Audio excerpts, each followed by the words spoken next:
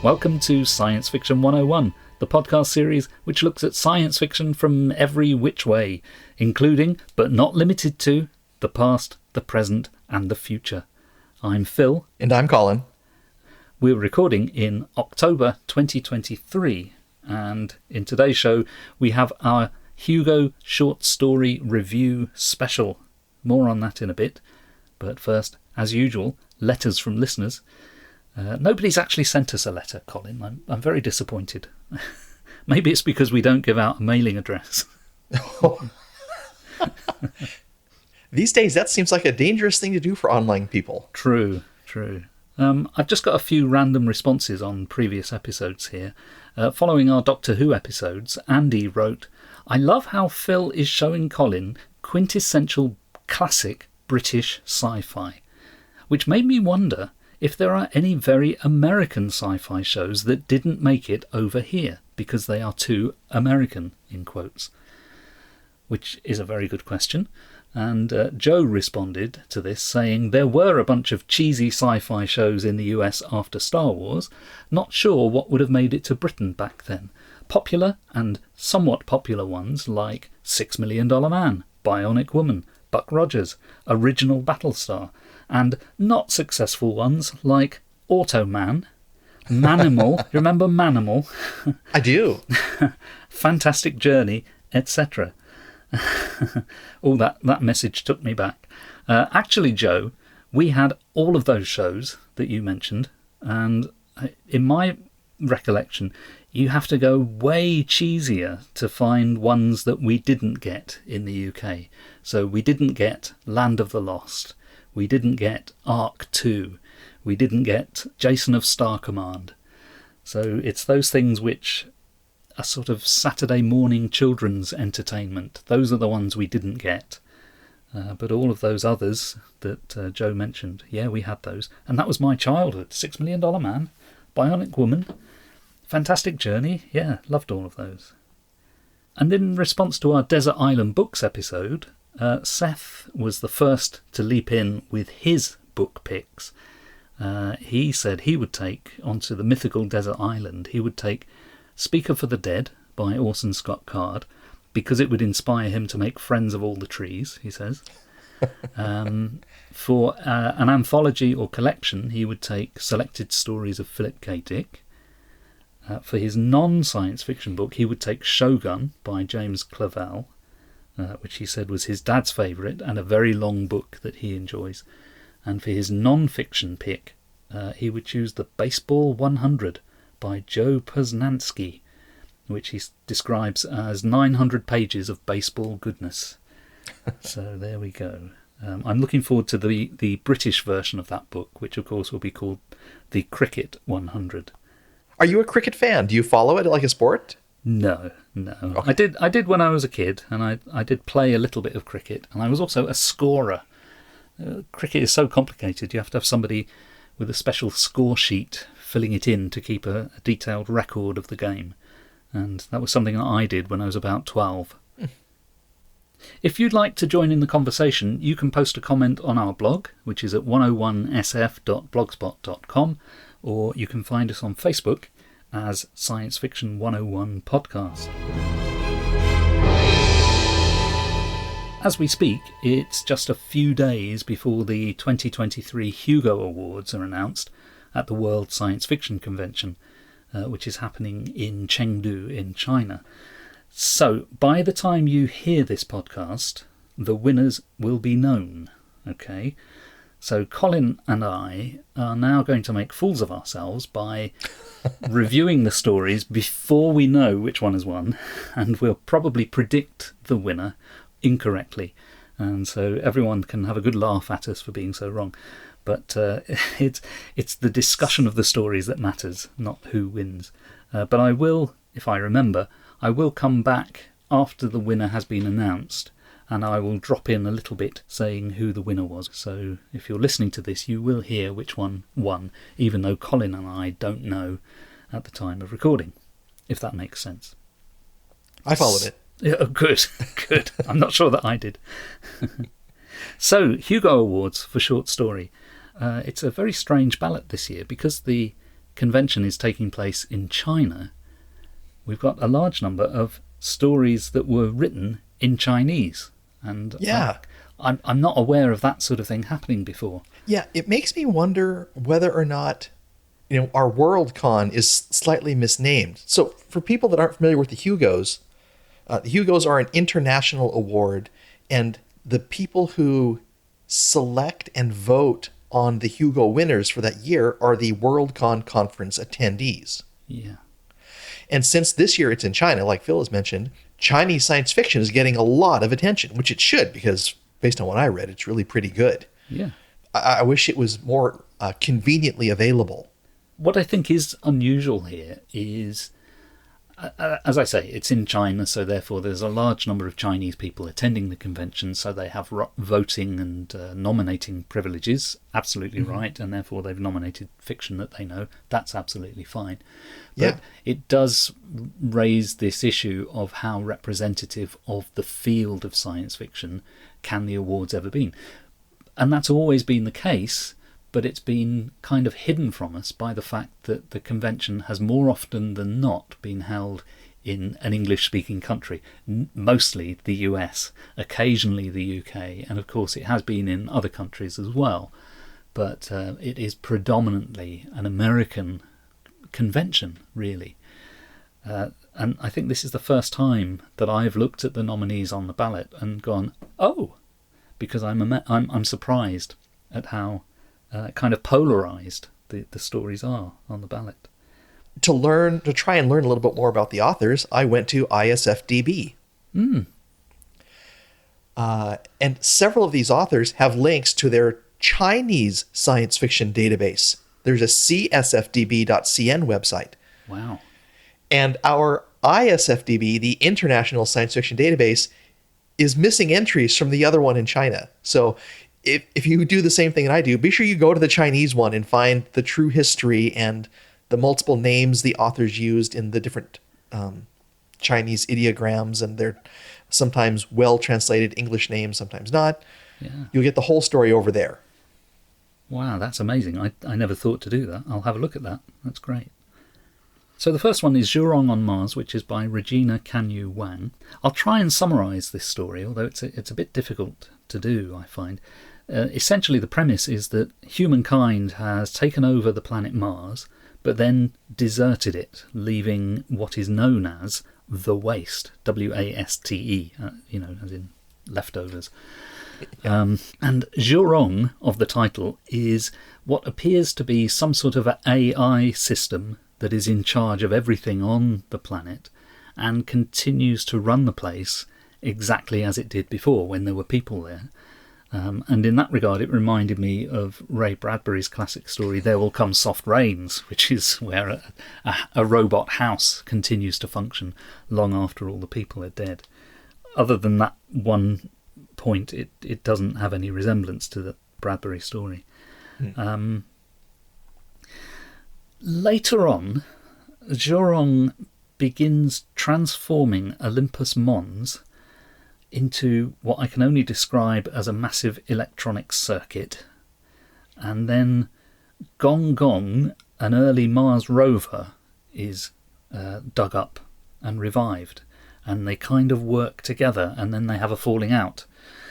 I don't really want to go into any more detail on it. I think you have to read it, because it's got some very unusual turns in the story. What did you think of this one, Colin? I enjoyed it. I thought it was good. I particularly enjoyed the author's notes at the end, talking about the origin of the names Zhurong and Gong Gong. Yeah. Because again, this is a science fiction by a Chinese author. It uses cultural references and tropes that people here in the States in general won't be familiar with. Yeah. So Zhurong is the god of fire, and Gong Gong is the god of water. So when they begin fighting, all their fighting terms are couched in those terms. There's fireballs and floods and other kinds of things going on, and there's steam where they get together and meet. Yeah. I thought it was an interesting discussion about the humanity of potential artificial intelligences. And it struck me that, I don't know if this was an intent of the story or of the author, but it struck me that what you call things will have an influence on how you interpret the future behaviour of those things. So when Gong Gong was originally named, presumably they were just naming a Mars rover. They weren't imagining that it would eventually take on kind of godlike powers, which is more or less what the story says happens by the end. Mm-hmm. But it made me think, if they'd called it something else, if they hadn't given it the name of a god, would its behaviour have been interpreted as being godlike? You know, it's as if the mythology allows another generation of mythology to persist. There were various shifts of perspective, because we begin really focused very much on Zhurong, and by the end of the story we've got a very detached view, because the indigenous life form on Mars, which I think is referred to as a fungus, by the end of the story has become sentient and is mythologizing for itself. So the shifts of perspective there are quite colossal. You know, we're not just going from the point of view of one character to another, we're going from one species or civilization to another. Yeah, I like how the mythology of the destruction of Olympus Mons became part of, the actual destruction of Olympus Mons became part of their mythology. That the gods of fire and water did battle over it and destroyed it. Yeah, it's quite a fantastic piece, really. I mean, fantastic in both senses of the word, in being a fantasy-like piece, but also being a very imaginative and creative piece. I also liked the parts where Zhurong is wondering about whether it's alive or not. Oh yes, and there's a quote I wanted to read that comes at the end of the story. And I have to say that the author has chosen to use alternate pronouns to describe the artificial intelligences, to keep them separate from human pronouns, just so there's no question about what we're talking about here. Yeah. So in Air Last Moments, Zhurong figured out the answer. Once E experienced death, then E would know that E had once been alive. Yeah. Difficult to read, isn't it? Because you kind of want to translate those into more familiar pronouns for us. But yeah. I thought it was quite a clever thing to have, well, especially for a translator to have done, because there is a translator's note that says that this is an attempt to reflect the pronoun choices made in Chinese. So yeah, these are artificial pronouns, but it's supposed to have the same effect for us as a reader of English as it would for the original Chinese reader. Whether that's true or not, I don't know, but that's what we're led to believe. Mm-hmm. The only note I've got in terms of dialogue is the opposing attitudes of Zhurong and Gong Gong when they discover this Martian fungus for the first time, discovering that there is sort of native life on Mars. Zhurong's attitude is, we have to help them. But Gong Gong's attitude is, we have to get rid of them immediately. And that's what puts the two of them in conflict. Yeah, I think it reflects their base natures. Zhurong was looking for another life, another artificial intelligence, to see whether it was alive. Yes. And Gong Gong had been conscious and aware, and having stumbled on the mycelial network by accident and being overwhelmed by the data, shut itself down to protect itself. Yeah. So its immediate opinion of the fungus was negative. Yes. It seems that we quite like that one then. Yeah, I think it was good. I enjoyed it. Yeah, very unusual though. The next one I've got on my list is DIY by John Wiswell. Now, we've read John Wiswell before. Yes. So that was Open House on Haunted Hill, I think was the title of his story. Mm-hmm. Which won the 2021 Hugo short story and the 22 Locust Awards. Yep. Actually, the author won those awards. I think the short story did win the 2021 Hugo. This is much more of a fantasy story than classic science fiction. Mm. And that's perfectly fine, because the Hugos will handle all of those.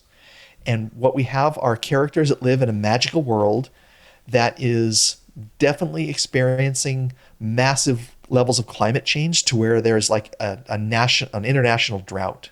Yeah. And the Ozymandias Academy is in charge of all magic, and they're working as hard as they can to try and providing the world with water. But what is actually happening is that it's going to the right people for the right money, and most other people don't have enough water to turn on the taps in their houses. The main characters are Noah, who has cherub lung, which is a disease, and Manny, also known as MX Potluck. Mm-hmm. And they find one another because Noah is determined to try and solve this water crisis by himself. And he wanted to do it through magic, and so he applied to the Ozymandias Academy, but he didn't have enough money to go. So he is now going to take, literally, the DIY route. Yeah. Their plan is to make magical desalination. And what they end up doing is several times is they will post questions onto online forums that they know cannot be answered. But immediately, dozens and dozens of people will show up to refute why they can't do the thing, why they can do the thing that they don't think they can do. And there's comments made about crackpots on the internet, which is totally appropriate. Yeah. The quote from there that I want to pull is, "There is no educational research in the cosmos greater than a nerd who thinks you're wrong." And so it's the story of, them trying to find a way to magically desalinate water. And when they find it, what happens? There's a kind of an evil opponent that they have to overcome, isn't there? Who I only wrote down the first name, which is Vamon. I can't remember the full name of the character. So it is a kind of good versus evil story. It's kind of, well, it makes you think of Harry Potter, I think, straight away as soon as you hear about a magic academy. And as usual with a John Wiswell story, there is a seriousness to it. Obviously, the themes of the story, the messages that the story tries to get across are very serious. But nevertheless, the story feels humorous and light in appropriate places, shall we say. Yeah, I like his prose. I pulled another quote. It says, "I felt like a bunch of steaks someone stapled together that the doctors had mistaken for a survivor." The next one I've got is On the Razor's Edge by Zhang Bo. But when you read the author's notes, they noted that they had used an artificial intelligence to translate it. And the original title is Life Hanging by a Thread. Right, yes. Which turns out to be more appropriate, doesn't it, to the actual events of the story. Yeah. If I can sum it up as simply as I can, essentially you've got the Chinese space station in orbit and you've got the International Space Station, and micrometeors start damaging the Chinese space station, and that's where we are. When we're reading the story, we're with the Chinese on the Chinese space station.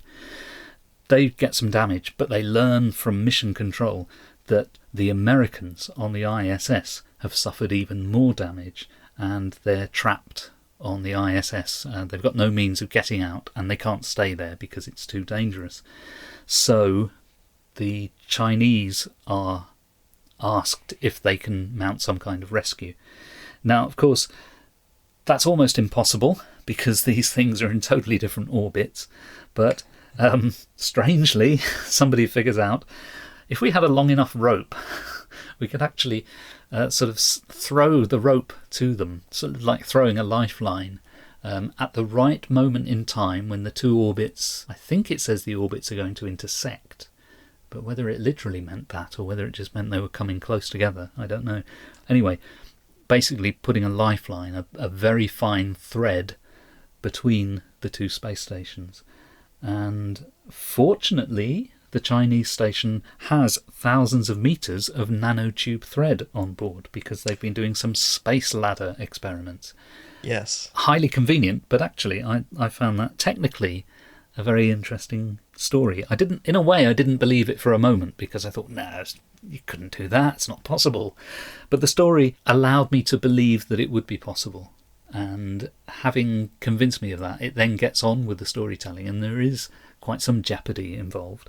And the finest moment of the story for me was when the three Americans say that only two of them need to be rescued because one of them has basically volunteered to stay on board the ISS and apply a critical braking maneuver, which means that that astronaut basically will not survive. And then, after that, another one of the astronauts, the American astronauts, sacrifices himself to save the others, and he ends up falling back to Earth. So, and I suppose the moral of the story is that all space travellers are as one. Nationality doesn't matter. If you're a space traveller, you help your fellow space travellers, which I thought is, in a way, a traditional position to take, but also it strikes me as a bit old-fashioned, because space is very divided up along national lines these days, with different countries having their different programs rather than all teaming together to work on a single space program. But I found this one really engaging, even though it seemed like the kind of science fiction story you'd read back in the 1940s. It's hard science fiction. It's the nuts and bolts of how are we going to do this.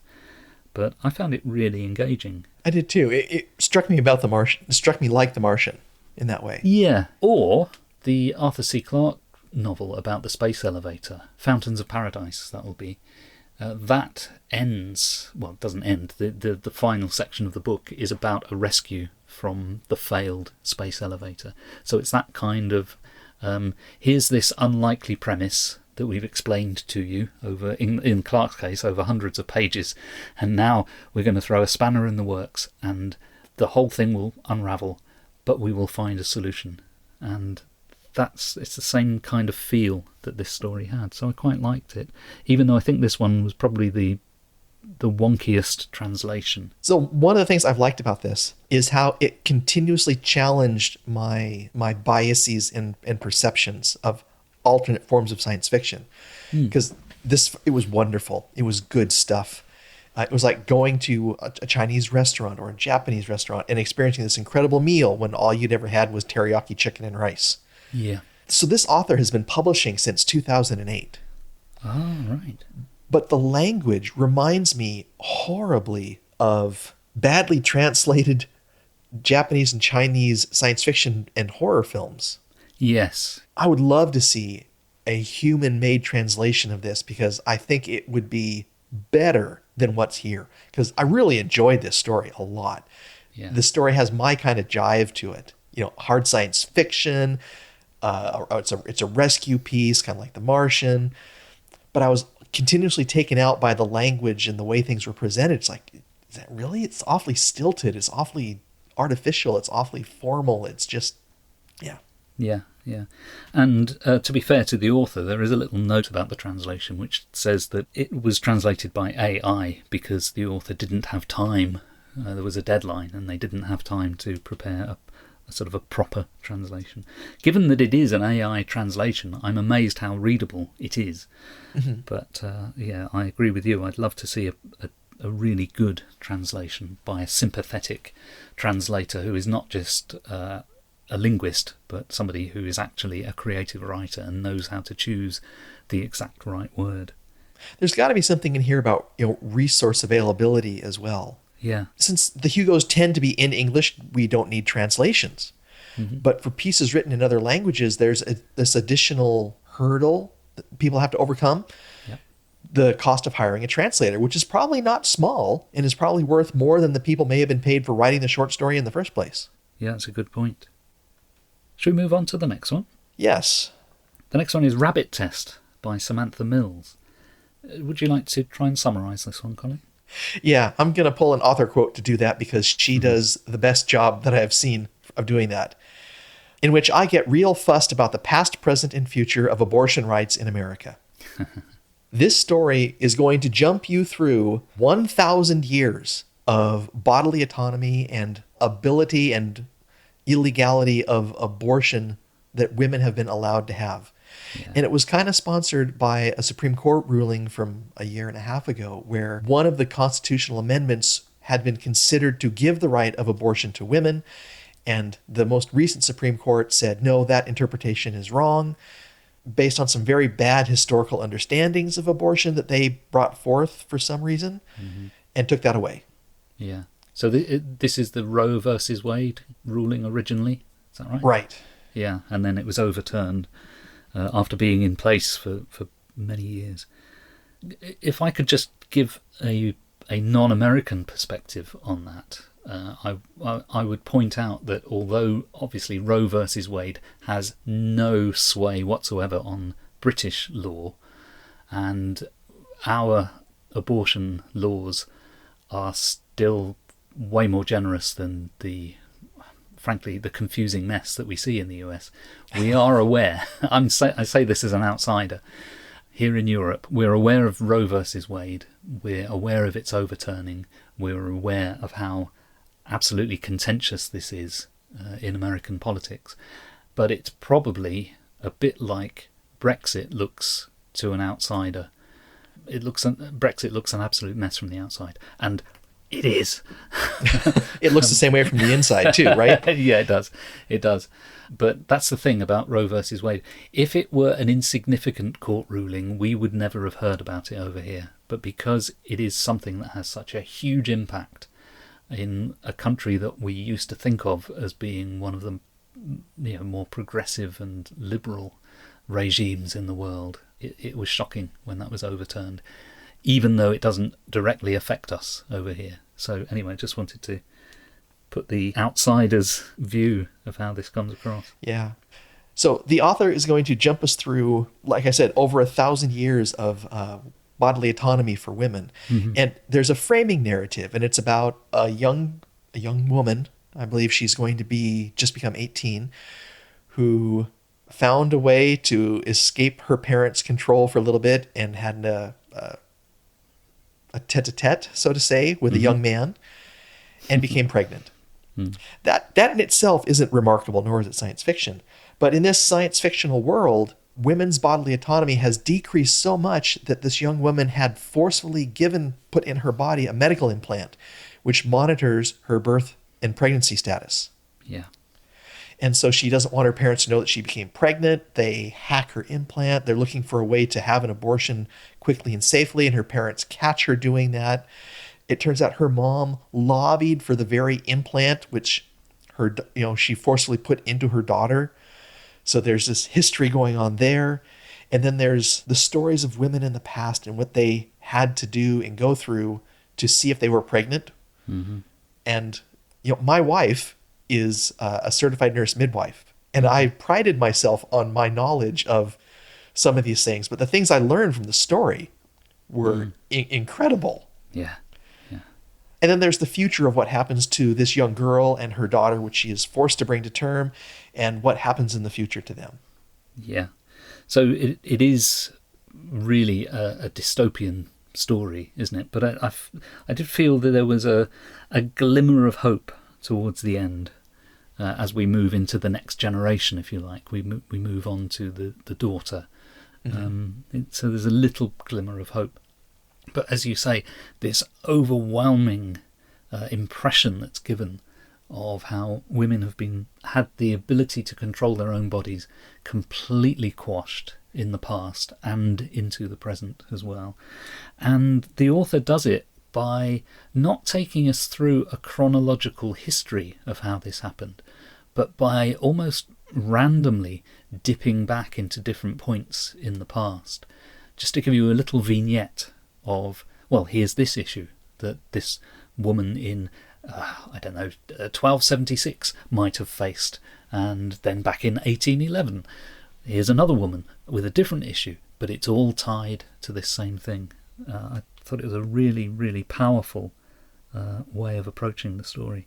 And I'm somebody who doesn't usually like stories that leap backwards and forwards in time. I get very annoyed by flashbacks and flash forwards and all that kind of thing. But this story did it incredibly well, and I was very impressed. The story is extremely popular. Yeah. It won the 2023 Theodore Sturgeon Memorial Award. It won the Nebula. It won the Locus. It's on the BSFA long list. It's Hugo nominated. So do we think we have a winner? I think this one may be the one that wins due to its immense popularity. It reminds me of Where Oak and Hearts Do Gather last year. Oh, yes. In the sense of its popularity, the sort of the groundswell carrying it Yeah. Now, interestingly, this is, again, it's a Chinese located Hugo's, and it'll be a big question whether or not that popularity transcends cultures or not. That was the thing that occurred to me, because we've seen from the stories on the ballot that the fact that the convention is in China has had a huge impact on the content of the ballot. Will that be reflected in the voting as well? Obviously it will, to a degree, but whether it will reflect it enough. I was prompted, after reading this story, I was prompted to go and look up what the situation is with abortion in China and the history of that. And of course, culturally, it's a very different thing to them. In the People's Republic of China, for a long time, they had this policy of limiting how many children families could have. Now, although that's been abolished, they used to have a one-child policy, and then it was relaxed, and I think it's now been taken away completely. But obviously, in that kind of environment where family planning is critical to the sort of the government's, I don't know what they call them, 5-year plans or whatever, abortion has to be part of that mix, whether people like it or not, and yes, abortion is widely available in China. It doesn't appear to be a taboo topic or anything like that. But so it does make me wonder, the average Chinese reader, will they understand the depth of the issue that this story reflects as a story from the US? Now, as a European, I do recognise that, because we've been exposed to Roe versus Wade and its overturning, and the controversy surrounding it. But I don't know if Chinese people will know about that. Yeah. Oh, and just to tie a bow on something, you mentioned Brexit. Yeah. So here inside the state of Oregon, the Western Valley is highly liberal, mostly Democrats. Okay. Most of the rest of the state is highly conservative. Right. Mostly Republicans. Yeah. And you can almost look at a rainfall map and compare it to a political map, and you'll see this exact match in the Great Divide. Wow. There are a number of counties in Oregon, the political subdivisions of a state, that want to leave and join the first state to the east, Idaho, which as a state in general is highly conservative. So they call it the Greater Idaho Movement. Wow. And it has the same kind of ramifications of a Brexit. So That's amazing. I had no idea. yeah, who knows how far it's going to go, but yeah, science fiction worlds that we live in. Yeah. So, Rabbit's Nest by Samantha Mills. We've said quite a bit about that, but I think it deserves it. The next one is Resurrection by Ren Qing. And I've got very few notes on this one because I didn't really... I was going to say I didn't get it. I got it, but I didn't really enjoy it very much. My first note is, a corpse is resurrected. And then my second note is, various reasons for people to oppose it. Oh, yeah. And it is very good at giving lots of different objections to a thing. Well done to the author for that, but I didn't really enjoy this story very much. Have you got anything positive that you can say, Colin, to lift the tone? Yeah, well, speaking of lifting the tone, I think this is supposed to be comedic. Yes. So, there's a war, and a mother loses her son, her only son, and because of the circumstances of his death, they're going to give her what they term a resurrected corpse, so she has some time to say goodbye to her son. Mm-hmm. And they're wondering whether this is really her son or not, because there's all these warnings about, well, his chip was damaged, so his consciousness may not have fully transferred, and so on and so forth. Yeah. And she goes, how will I know it's really my son? And then the corpse says, I'm hungry. And the mother turns to him and say, well, what would you like to eat? And he says, stir-fried pork with garlic shoots. And she goes, it's him. And so I actually read this twice, because the first time I read it, I had the same kind of takeaways that I think you did. It's like, wow, so this is about alienation and bias and prejudice and fear, and the science fiction aspects are the war and the resurrection, and the fact that these resurrected corpses are being designed to replace humans in actual war and to perpetuate our consciousness, because you'll drop your consciousness into a corpse for a while, and then you'll hop into another one, so you can do these very dangerous things safely, and you never need to die. Yeah, yeah, yeah. And I have to say, for all of my boredom with the story, it did lay out its premise very well. And I think this is true of all of the Chinese stories on this ballot. Every one of them has a very succinct premise and then a kind of a what if. So it is doing the very classic thing that good science fiction, has always done.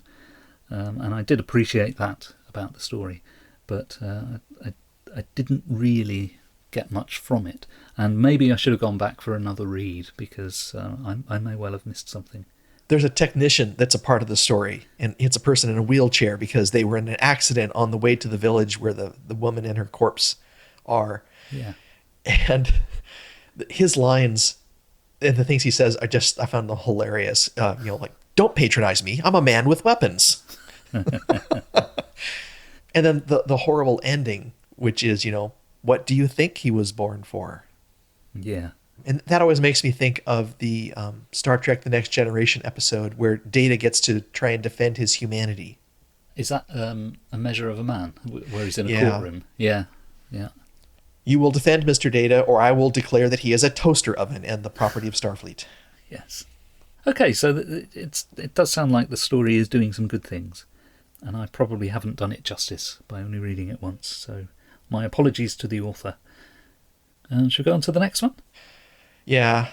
The White Cliff by Lu Ban. I've got a man wakes up in a place by the sea with an endless white cliff, and he's visited by one of his students, who it seems is also his daughter, and they talk about her father, which I gather is him. And the reason I sound a bit vague is because the story is sort of drifting in and out of reality, even as it's being told. At least that's my impression of it. It seems that they're both part of a project, which I think is called DTC or something like that. Yes. And the project enables people, as they approach the end of life, to have some hope of continuance, so that they don't just feel that their life has ended suddenly and has been of no consequence. And through this project, their body and brain is used to sustain a kind of a programmed illusion. And by this point, once we've learnt this, it becomes clear that the White Cliff, the beach, and probably most of what's been going on in the story is part of this programmed illusion. Your body has to be physically capable of sustaining the illusion, and there may be limitations. And at the end of the story, as you might expect, if I read it correctly anyway, the father dies. This is another one which I thought was marred by some poor translation, and I think this one is probably the one with the most sort of typographical issues as well. Mm-hmm. But nevertheless, I found it quite powerful, even as I was reading it, some of the things that I thought, this is quite dreamlike, but at the same time I was thinking, maybe that's a bad translation. Maybe it's not meant to be dreamlike. Maybe it's meant to be crystal clear. And this is the disadvantage we have whenever we read translated fiction. We can't be sure of what the original intention was. All we've got is the text. And what we have, I think, is a very dreamlike story. And although it reads quite like a fantasy, it does have this very firm science fictional premise. It is a kind of a scientific premise. And I did like that about it. And I did like this a lot more than I liked Resurrection. What did you think? Oh, I thought it was just a heartbreaker of a piece. Mm. So, when I read, and I've mentioned this in the past, I project myself into the story. Yeah. And so here I'm the professor, and one of my students comes by, and the student is talking about what her father is struggling and going through, and she's very upset about this. And then there's the revelation that he is the father, Mm-hmm. and that he is in this experiment and he is dying, and the daughter comes to him to see what's going on in their experiment, to see if this will help other people in end of life situations. And then then there's revelation that when the sun sets, it will coincide with the end of his life.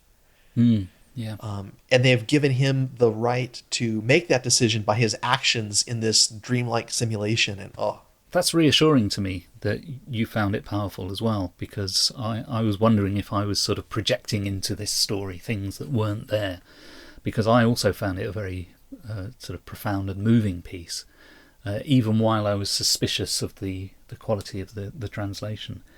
But I think anybody who has lost a close family member, and particularly anyone who has lost somebody through dementia, would find this, I think, a very powerful and even an upsetting story. Yeah.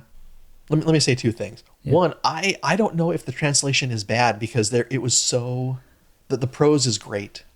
Mm-hmm. And it conveys that dreamlike state that I think that the science fiction project would create inside of a person's head. Yeah. Pretty well. But I was, like, for some of the other ebooks, I was continuously pulled out of the story by trying to read an English word spelled wrong, or figuring out why this punctuation is an image instead of a question mark. And I'm a little obsessive about that, to the point where I've taken ebooks that I've bought and I've hand edited them to fix typos. And I almost did that with some of these, but I didn't. I kept my cool. Yeah. So I think we've gone through all the stories now. All 6, yes. Yeah. Shall we do overall personal favourites? Yeah. I think my favourite is Rabbit Test by Samantha Mills. It does have a science fictional premise, which is drawn from the headlines, so it's very much of now, so it's powerfully resonant in today's world, but it also proves that this is not an issue of now. This is an issue of always and forever, and I think that's a very great service for a science fiction story to be carrying out, I think. Plus it's warning us about the future in this kind of watch out, because this is where we're heading. So I think it's doing so many things that good science fiction can do, and it's a very readable piece, very affecting. So that's my personal favourite. I'm split. Life Hanging by a Thread on the Razor's Edge, I think, was my favourite science fiction piece. Mm-hmm. Just because that's my kind of story. I would read stuff like that every day if I could. Yeah. The piece that moved me the most, though, was The White Cliff. Yeah. I would not read that frequently, but if I did, I would enjoy it. And I would only read it at particular times because of the emotions it brings forth from me. So absolutely, yeah. And then in terms of what do we think is going to win, I mean, I find it really... Well, I always find it difficult to predict.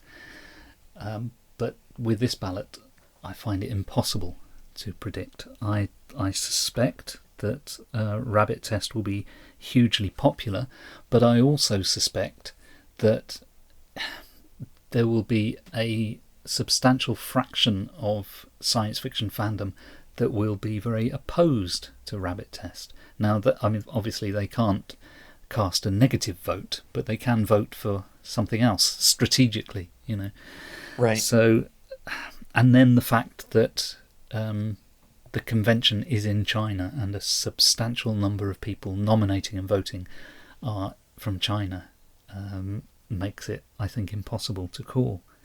I don't know. We'll find out in a couple of days. We will. But what we can say is that any minute now, Phil from the future will drop in just here and tell us which one won the vote. This is Phil from the future dropping in to say that the short story Hugo Award went to Rabbit Test by Samantha Mills.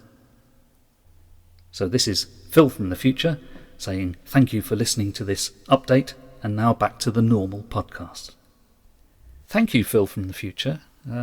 That's very interesting, isn't it, Colin, to know which story won in the end? Yeah. I wish that Phil from the future had told us if Seth won the Fancast category or not. Maybe Phil from the future can do that. We don't know. He is a sneaky guy. He is. I have a quiz for you today. Hooray! So there's good news and there's bad news. Oh, The good news is I think you're going to enjoy the quiz. hooray! The bad news is it's one of the quizzes I have created from myself.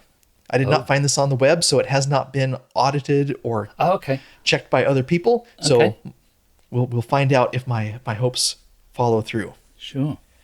So my quiz today is not a literal trivia quiz. I'm going to feed you bits of information about a person and have you try and guess who this person is.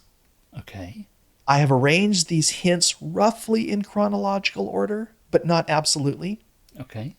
And there are 7 hints I'm going to give you. I know this person and I've studied their life very carefully recently, so I can give you some more if you need it. But I think you're going to get this by like 4 or 5. So if you're confused for a while, don't be frustrated. Okay. First hint. This person was published in the British Science Fiction Association's Matrix.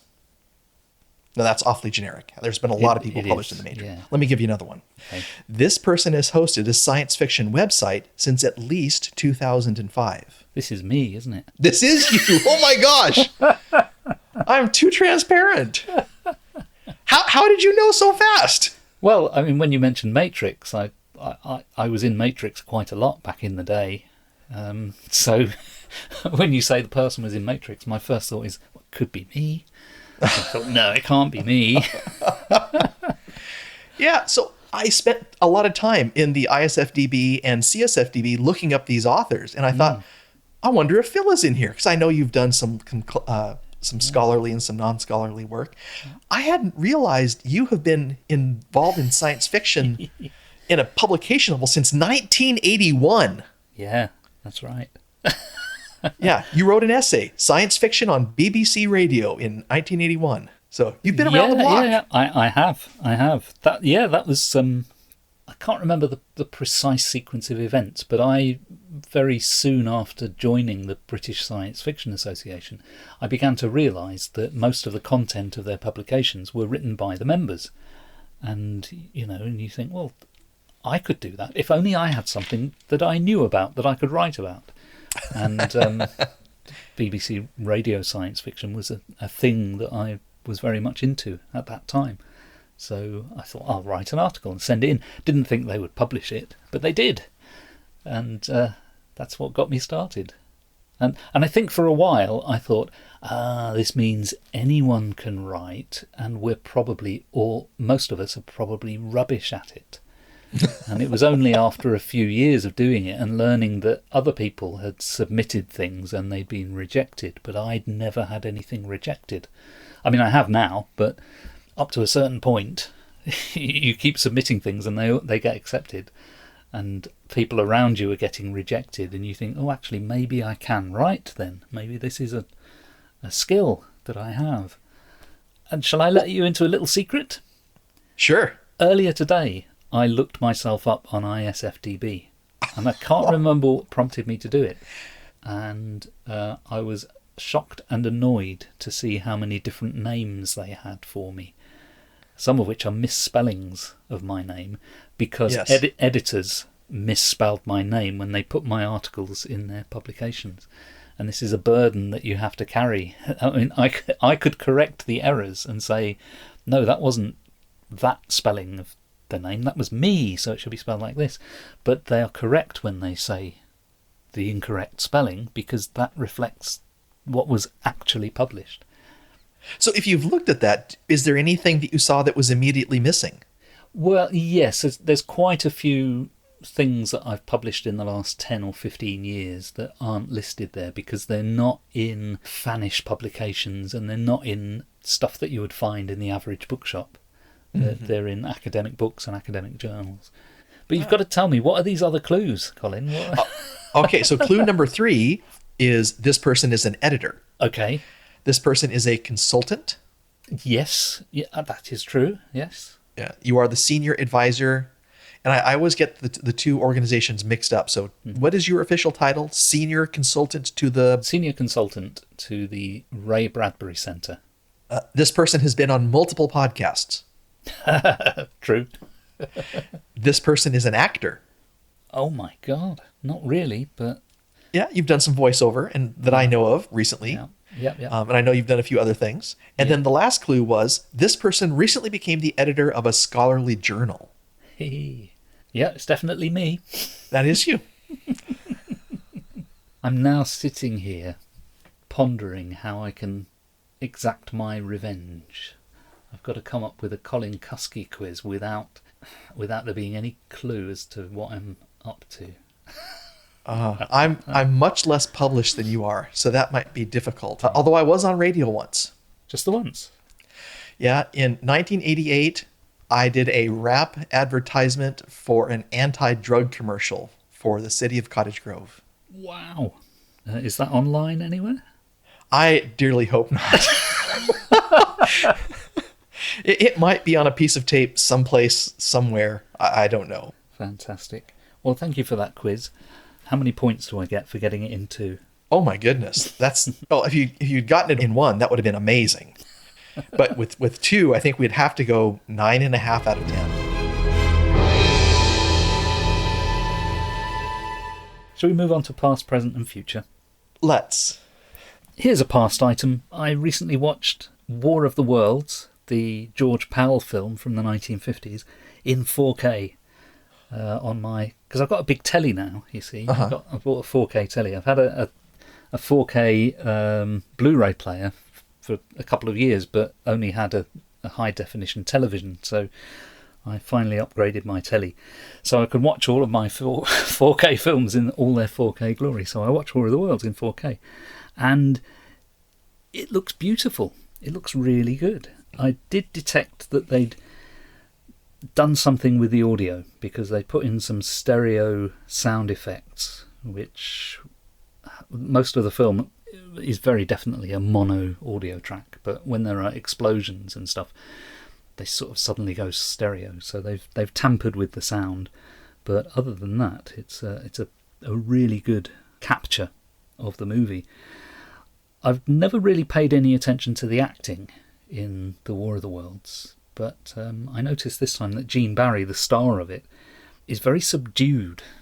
It kind of makes his performance strangely feel more modern than it should, because it kind of feels like a very laid-back 21st century performance. Very strange. One thing I didn't like about War of the Worlds, and I've never liked about the film, is the ending, because it seems to imply, I don't know if you remember the film, Colin, but it seems to imply that if you gather in a church and pray, the Martians will all die. I mean, it doesn't literally say that, but the conjunction of events at the end of the film are such that you could legitimately interpret that the Martians died because they prayed for the Martians to die. God struck them down with a plague. Yeah, which I think is terrible. It's a terrible ending and sacrilegious in terms of what it does to H.G. Wells. But I'm amazed how good the film looks in 4K HDR. You got any past items? Yes, and I actually thought you were going to steal this one. Oh. This year is the 70th anniversary of Fahrenheit 451. Oh, it is, yes. And I think it's appropriate that we talked a little bit about abortion, because also here in the United States, we are dealing with episodes of book banning. Yeah. So I would encourage you, if you haven't read Fahrenheit 451, go and do it and learn some lessons. Fahrenheit 451 should be horribly old-fashioned and irrelevant at this point, but it is more pertinent now than it's been for a long, long time. I've got another past one, but this is very much ad hoc because I just happened to watch this before recording today. I watched the film Runaway from 1984-85. It's a Michael Crichton film. With Tom Selleck, yeah, and Kirstie Alley, yes, and Gene Simmons. Yes. Oh, that's a great movie. Now, I haven't seen this since 1985. I remember watching it on home video back in the 80s, and I literally haven't seen it since. And I got a Blu-ray of it, and I thought, I'll watch this. I was half expecting it to not be very good, and to be honest, it's not great. It's very well structured. As a piece of screenwriting by Crichton, it's a very well structured piece with lots of foreshadowing So it's kind of textbook in that sense. But what amazed me is what Crichton did with that film. This is one of the last films that he directed, because his directing career was not going terribly well, so he kind of gave up film directing and just went back into writing novels. And then he had a huge hit with Jurassic Park, of course, and never looked back from there. But what he does in this film is he doesn't tell you when it is or where it is. It's just set in what appears to be an American city. It appears to be the present day, but everybody's got a robot in their house, a little household robot that sweeps up for them, keeps an eye on the kids and all that kind of thing. And it's just very matter of fact. But then these robots start going crazy, and the police have a runaway squad, because so many of these robots are behaving in a very antisocial manner that the police have to have a special squad to go out and hunt them down and capture them. So it's a weird little premise. But what I love about it is that this was made before the internet and before mobile phones, and it is clearly showing what it thinks the immediate future is going to be. And it's got drones in it, little handheld drone cameras, which is beautiful prediction of what would really come to be in our world. And yet, as I say, it doesn't know anything about the internet or mobile phones. Actually, mobile phones are mentioned, but we don't see any in the film. And of course, all the TV screens, all the monitors are CRTs. So it's very much of 1984. But it's as you say, it's a great film, but a very weird thing to watch nowadays. Yeah, I think most people don't realize that it's really the prequel to Robopocalypse. not really, but it's... That's one way of looking at it, yeah. Any more past items? No. Shall we do present then? Yeah, I just finished the last novel from Brandon Sanderson's 4 Secret Novels Kickstarter. And it's been a great year. I really enjoy Sanderson's writing, and I know you're not a big fan of fantasy, but I think this is the book that might bridge the gap. Okay. So, when most people think fantasy, they think of some guy in a wizard's robe and wizard hat waving a wand or quaffing a potion and invoking magic. Yeah. But what if magic was a more common thing? For example, what if it was the way that energy could be stored, stored or have energy pulled from this thing that you store energy in, so that you could make a steam engine using that magical item? Now all of a sudden, it's a little more like science fiction. Yep. And what if the steam engine was used to levitate an entire city? And then what if that city had to be levitated because it was on a planet whose direct sunlight was so strong it melted the rock underneath it? And if those things were all true and related, that is this Brandon Sanderson book. And it sounds an awful lot like science fiction, except for the energy storage method. Yeah. I tell you what you've done there. I think this is the first instance we have of something that has gone from being a future item to now being a present item. And in fact, if I ask you about this next month, it will be a past item. It'll be in your past. So we've actually witnessed something, because I remember you talking about this when it was originally just this sort of Kickstarter thing. But then you got the books in your own hands, and now you've read them all. So from future to past in one easy move. Yeah, 12 easy months. Although actually the Kickstarter has another, there are 2 more swag boxes to be released. Okay. So in addition to the 4 novels, he put together this team to make swag boxes for the various properties and novels. Some of them are related to the books, some of them are related to the properties. And every month you could get, a t-shirt, a sticker, a pencil, a cup, literal swag that you would get from a convention or a booth, and to have it delivered straight to your house. I've got 2 present items, which I've grouped together because they're variations on a theme, really. A couple of very short films, which you can see on YouTube, or at least you can see them online. The first one is by someone called Eric Vernquist, and it's a very short film called 1 Revolution per Minute. And basically, what he's done is he has created, this is all CGI, but he's created a rotating space station like you see in the film 2001: A Space Odyssey. And he's built the model, the 3D model, and he's rotated it, and he gives you the experience of being inside this rotating space station.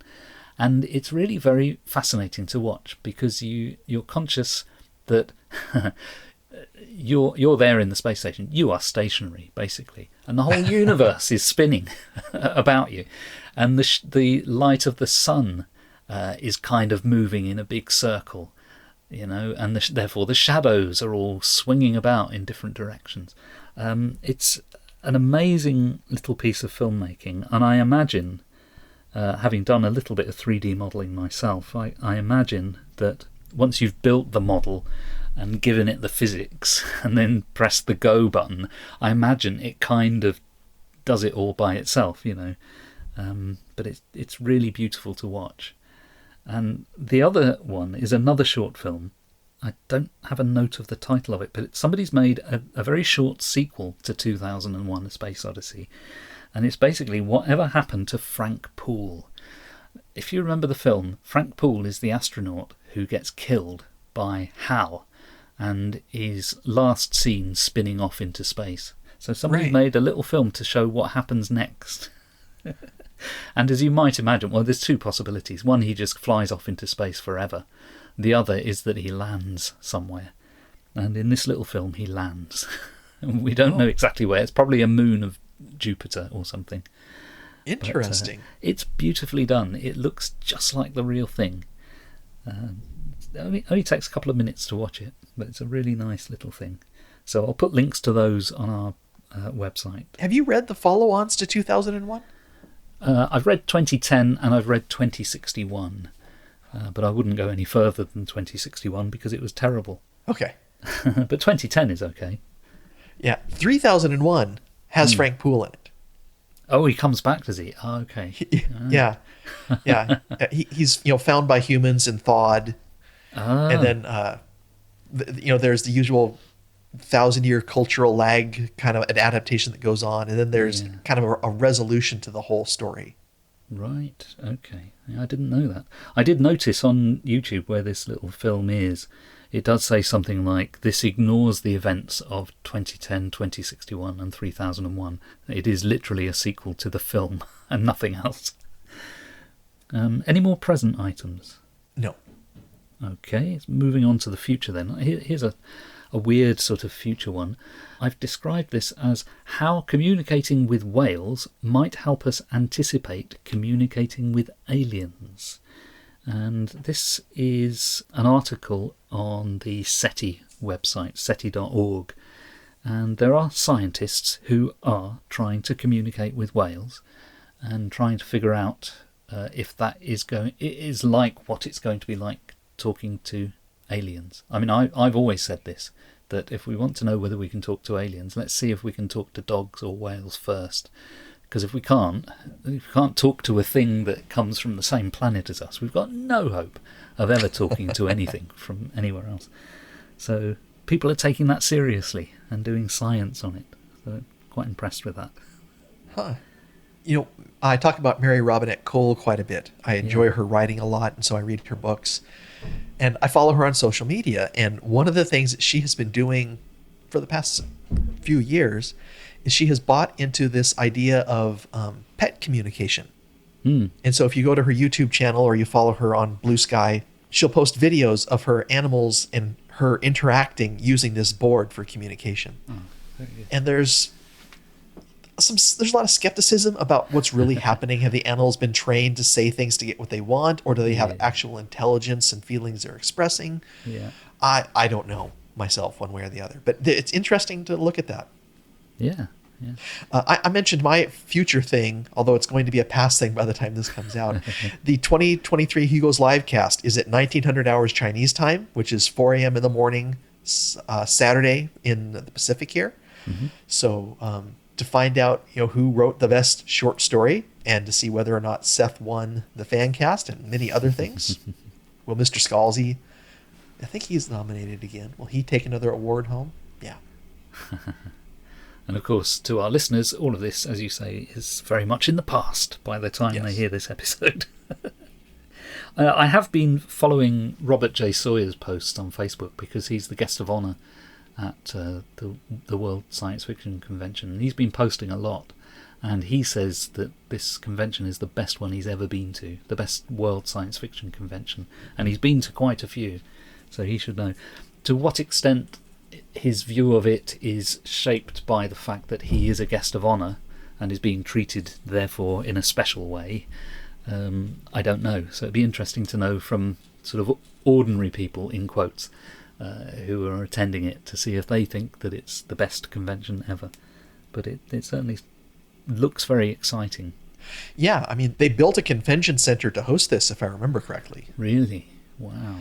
Yeah, and so the advertising and the government and business sponsorship and the excitement of people. I mean, they're not only selling Hugo memberships, but you can just buy a ticket to attend this as a casual person.